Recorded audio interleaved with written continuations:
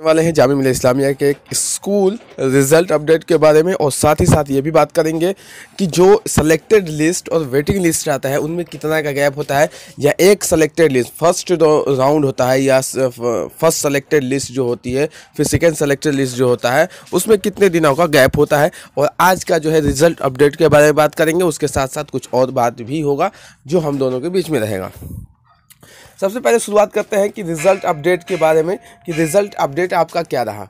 Result update का मामला ये है आपका कि हमने जो है ऑफिस में फिर से फ़ोन किया था तो यही पता चला कि अभी आपका रिज़ल्ट में हो सकता है, क्योंकि उनकी बातों से यही लग रहा था कि कुछ ना कुछ गड़बड़ है। तो ठीक है, बहरहाल ये बात तो होती रहती है और उनको बताना भी ज़रूरी नहीं है।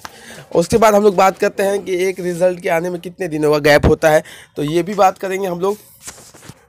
देखिए रिज़ल्ट क्या है, जब फर्स्ट सेलेक्टेड लिस्ट आता है तब जो है आपको 2 दिन का समय दिया जाता है काउंसलिंग के लिए।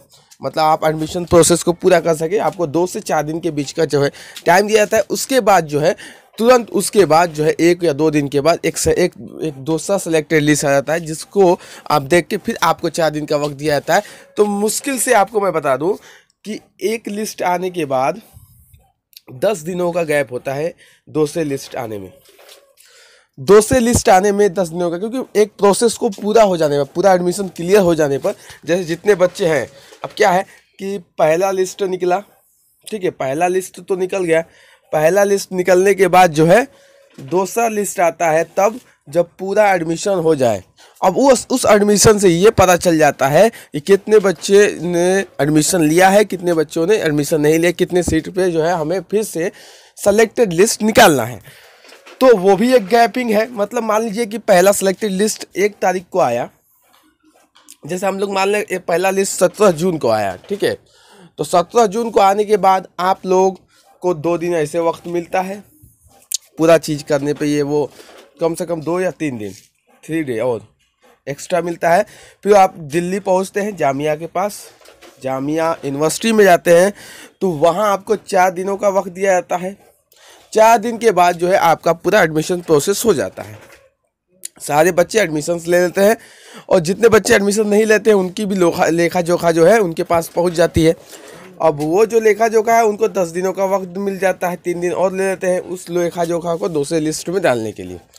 अब वो जब दूसरा लिस्ट बनाते हैं तो जितना सीट बाकी है, जैसे मान लो कि 60 सीट जो है वो बाकी है, ठीक है, तब इसका जो है सेलेक्टेड लिस्ट निकलेगा, वो भी इस नाम से second list of selected candidate, ठीक है। तो इस तरह से निकलेगा। फिर उसके बाद सेकेंड लिस्ट वाले बच्चों को 10 दिन का समय दिया जाएगा। फिर उसके बाद थर्ड लिस्ट निकलेगा, फिर उनको 10 दिन का, फिर उसके बाद वेटिंग लिस्ट आता है। फिर बाकी बच्चे जिनके नहीं हुए हैं वो वेटिंग लिस्ट में जाते हैं। तो मुश्किल से हम लोग कह सकते हैं, एक अप्रोक्स मान सकते हैं कि 10 दिन का जो है समय मिलता है एक लिस्ट के आने के बाद दूसरा लिस्ट आता है। 10 दिनों के गैप रहते हैं दोनों के बीच में, 10 से 12 दिन का गैप रहेगा, बाकी और ज़्यादा दिन नहीं रहता है। 12 दिन तो मैंने एक्स्ट्रा बोल दिया, लेकिन 10 दिन और 12 दिन के बीच में ही रख लीजिए। तो ये रहा आपका जो सिचुएशन मैंने बताया जो रिजल्ट का।